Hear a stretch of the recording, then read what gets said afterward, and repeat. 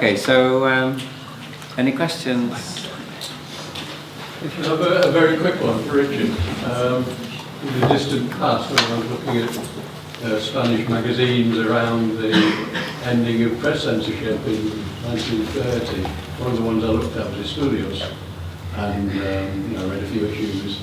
Some of the stuff by the then director, Dr. Isaac Puente, as you were going through some of the ideas of Yeoman, seemed to ring a bell. He would have been young, of course, in 2930. Was he influenced by Puente, or was it the common influence of Marañón?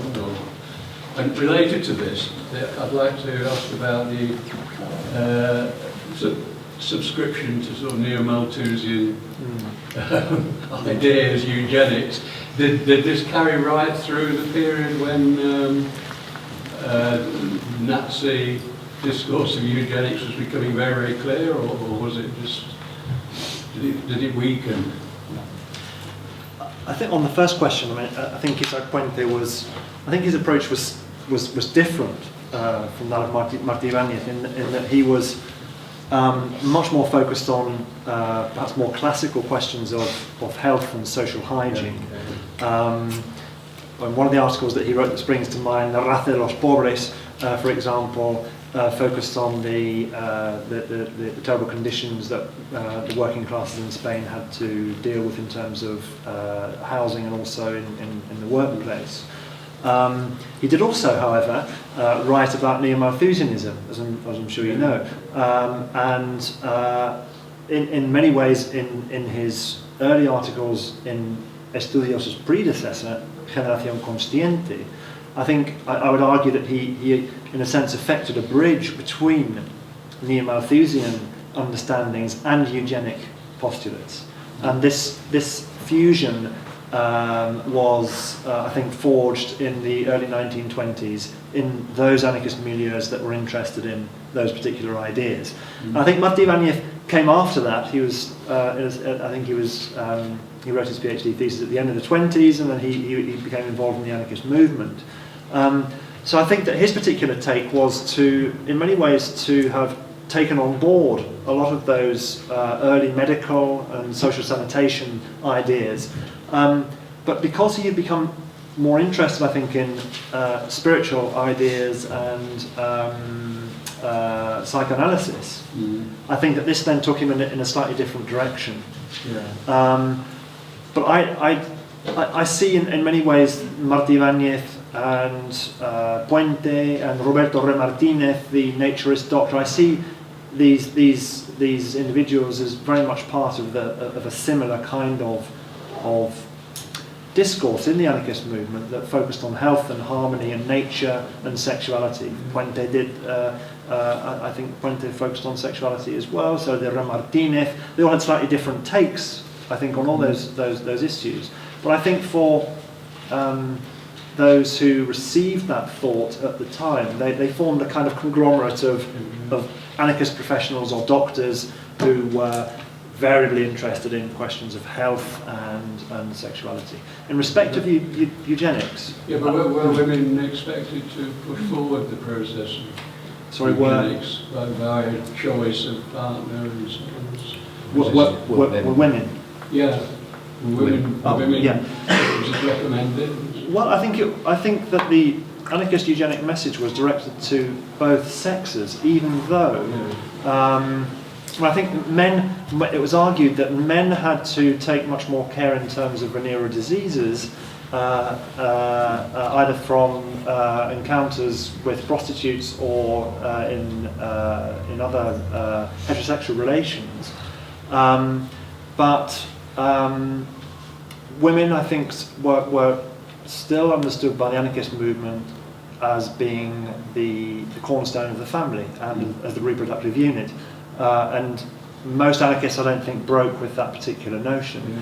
I was just reading earlier in George Esenwein's book that was at the back of the room there before, the anarchist response, the Milicianos response to the attempts to get rid of prostitution, for example. They were nonplussed, to say the least.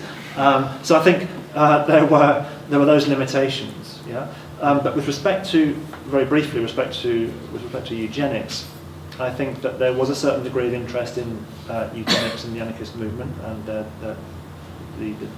documentation, I think, is there. But I think it was understood to be a proletarian movement whereby workers could control their own reproduction in both in quantity and, in inverted commas, quality, with respect to the new society. And we shouldn't fall into the anachronistic trap, I don't think, of seeing all eugenics through the Nazi lens. Because in the 1920s, of course, that particular derivation, or version, if one wishes, of eugenics was not necessarily the only... No, you got a bad name afterwards. Yeah, even though there were in the early 1930s already commentators who were arguing against the particular interpretations of eugenics that the Nazis had. So I think that's what makes eugenics such an interesting set of ideologies. It's so mobile. Therefore, you have a Nazi eugenics, you have a Soviet eugenics, an anarchist eugenics, liberal eugenics, a socialist eugenics, etc.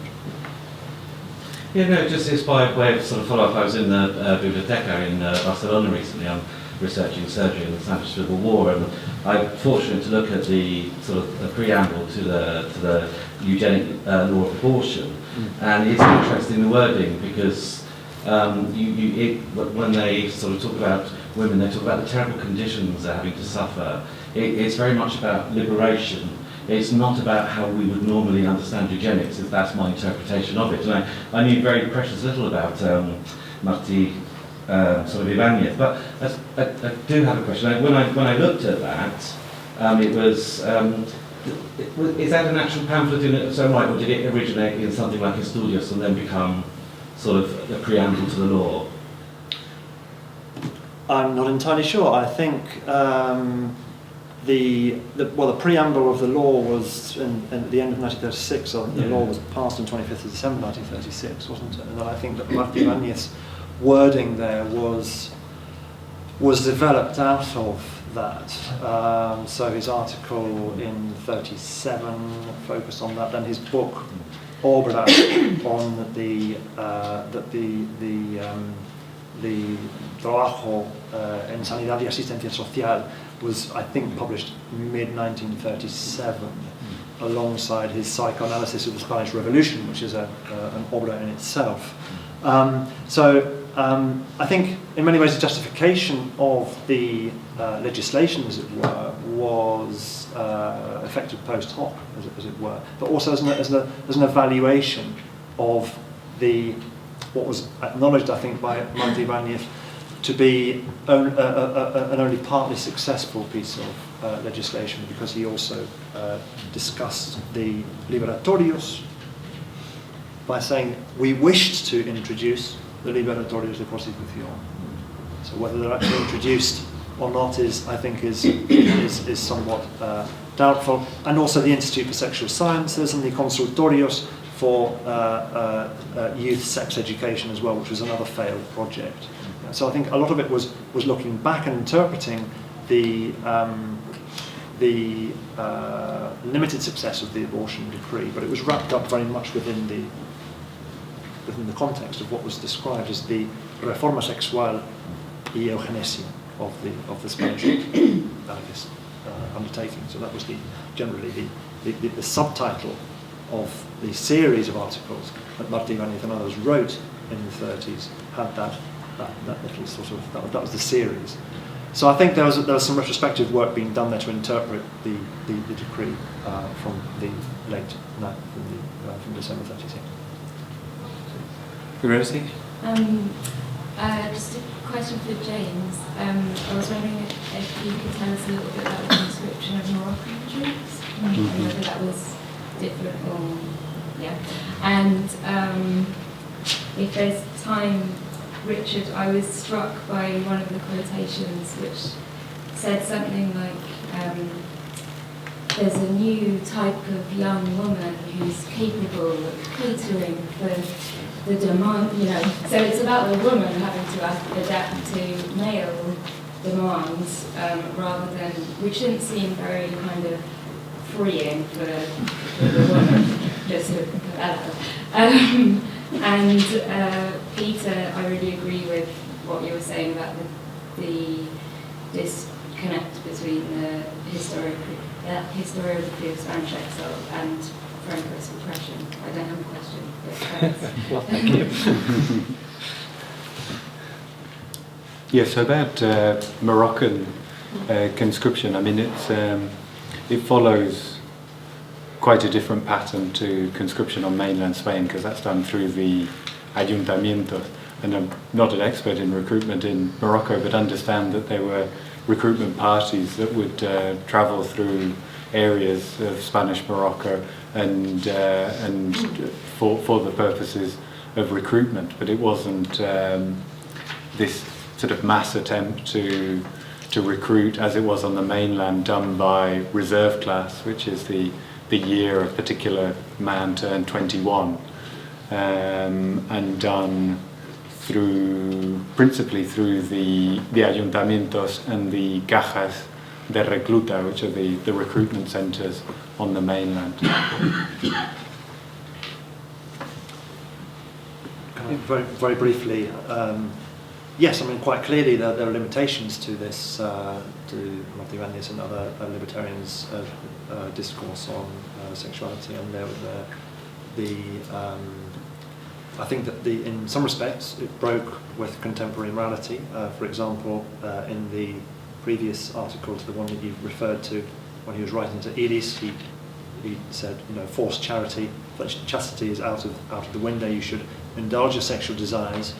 But on the other hand, he did say in the article that you referred to, in the Garden of Life, young women are flourishing and who are capable of understanding the amorous desires of young men. So I think quite clearly there are limitations to that particular perspective, and quite clearly the notion here was that it was the male who would be in many ways in the driving seat of the sexual relation. But on the other hand, he encouraged his readers to engage in mutual respect, tolerance, comprehension, which I mean, some of the language now might make us slightly, or more than slightly, uncomfortable now. But I think for the time in 1936, this was really quite revolutionary in a real sense of the word. So I think limitations quite clearly, but also we mustn't forget the very clear radical edge that these words had. Any other question? I've got one also, one for Pete, actually. My own research is often focused on Hilgarth in terms of Menorca. The British sort of evacuation of Republican dignitaries at the end of that capitulation there was quite important. It's part of the bargaining tool, the baggage. Was that sort of bargaining by the British Navy used anywhere else? There were notable examples in terms of, towards the end of the war, ferrying out these Republican dignitaries, because in Menorca it was a key part of the capitulation. Yeah. I don't know if I can give you a comprehensive and universal overview, but and also I'm not entirely sure of all of the facts. But certainly some of it was involved with prisoner exchange schemes, particularly with the Italians, which I think is caught up in this event. So this relates, I think, to the Anglo-Italian agreement. The British government was very keen to ensure that the Italians were out of the conflict, and they were using prisoner exchange schemes as a way of creating a favourable climate, if you like. So some of the evacuations that happen from Gandia are about getting prisoners out in that exchange scheme.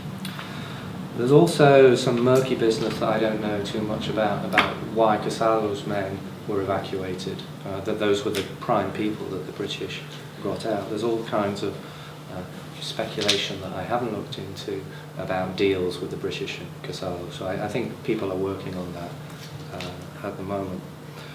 The British wanted to use evacuation generally as a way of influencing what happened in Spain. So with the Basques, for example, that case I gave you of Stevenson, they were actively trying to get more Francoists out, or actively trying to save lives in that way. So I think the whole humanitarian endeavour became linked to a whole series of attempts to put pressure on people, to extract concessions, sometimes for the Francoists, but there are also cases with the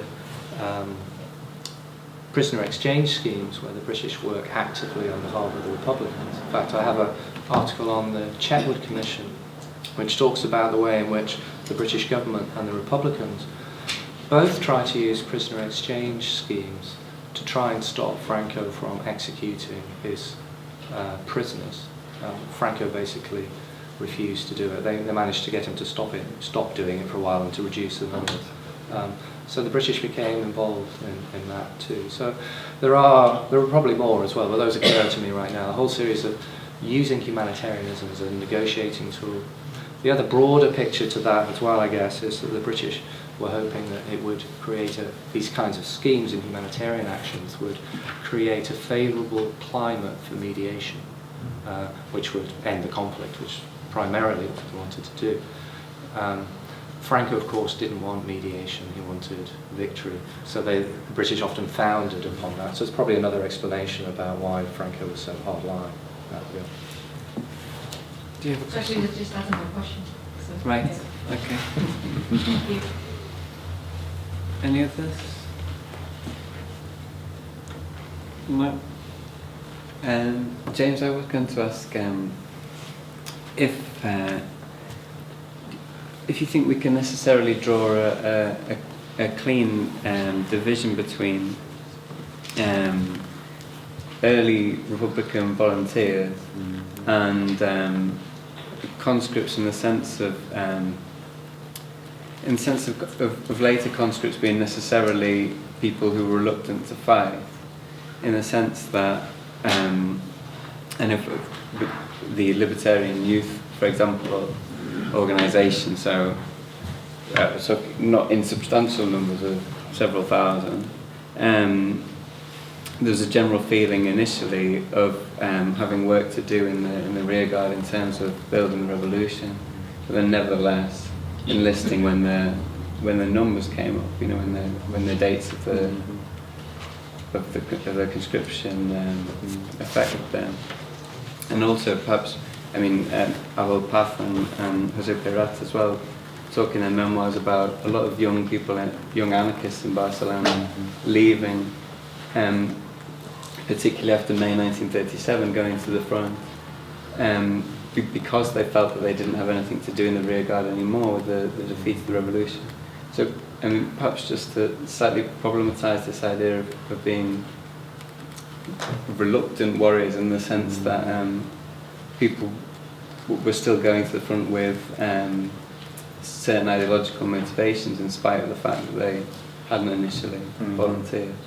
Yeah, no, absolutely. That's a very good question. And the division between the militia period in the Spanish Civil War and the period of the Popular Army itself is blurred, because the decree that forms the Popular Army comes into effect the 15th of October 1936, and the first 6 mixed brigades of the Popular Army are formed from existing militia columns. So you already have that crossover immediately. So that division isn't absolutely watertight, and you do have cases of people volunteering before their reserve class is due to be called up. But then you do have, I think it's still, even though the edges are blurred, there still is quite a clear difference in the makeup of the armed forces, whether they be militia or a more regular armed force like the Popular Army became. Like the difference between, say, October 1936 and the end of 1937, I think is still quite marked. And even though you do have people who stay back and then become conscripts, or the opposite as well, because a lot of the initial volunteers, of course, they weren't expecting to fight a 3-year war. They were signing up for what they thought would be a number of weeks, a number of months maximum to quell a coup. And it's interesting, on both sides, the reports from within the Popular Army and the Nationalist Army, a lot of later or mid-Civil War deserters are actually identified as early volunteers, and they're people who feel that they've already done their bit and they haven't signed up for a 3-year war, and would go home in an unauthorised manner. And in another sense also, all the early volunteers would eventually become conscripts, in the sense that once they were militarised and once their reserve class was called up, then they were formally subject to the requirements, to the military law of both armies. So yes, there is a blurring at the edges, of course, but I think it's still useful analytically to divide between the two categories. And as I mentioned in the paper itself, that some people who were called up as conscripts became committed politically for one or other side. So there is a fluidity, of course. I mean, I'm not trying to deny that, but I still think the categories are useful ways of looking at the conflict. Okay. All right. Any other questions? Okay, so we'll break then. Thank you very much.